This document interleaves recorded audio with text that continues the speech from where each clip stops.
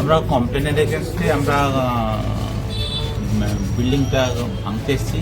পুরো বিল্ডিংটাই মানে ইয়ে ছিল, অবৈধভাবে তৈরি হয়েছে।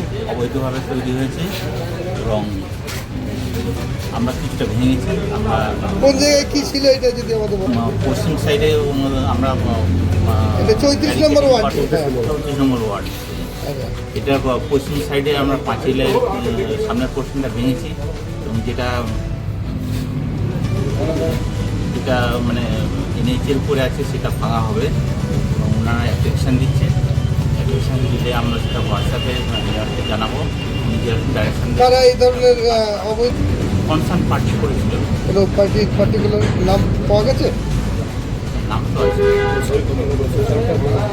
হ্যাঁ, প্রশান্ত মণ্ডল, সুশান্ত মণ্ডল। তাদেরকে এই বিষয়ে জানান দেওয়া হয়েছিল আগে? অবশ্যই জানানো হিয়ারিং হয়েছিল, 3বার হিয়ারিং হয়েছিল, জানানো হয়েছে। তারপর ডিমোলিশনের ব্যাপারটাও জানানো হয়েছে। ওনারা নিজেরা ভেঙে নেননি। তারপর আমরা বাধ্য হয়ে কর্পোরেশনের তরফ থেকে ভেঙে দেওয়ার জন্য আসি। আগামীতে কি অন্য কোনো অংশে এরকম অবৈধ নির্মাণ ভাঙার কোনো পরিকল্পনা? অবশ্যই আছে।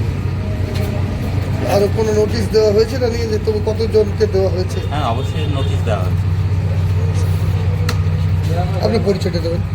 আমি কমল মণ্ডল, সুপারিনটেন্ডেন্ট ইঞ্জিনিয়ার, এএমসি।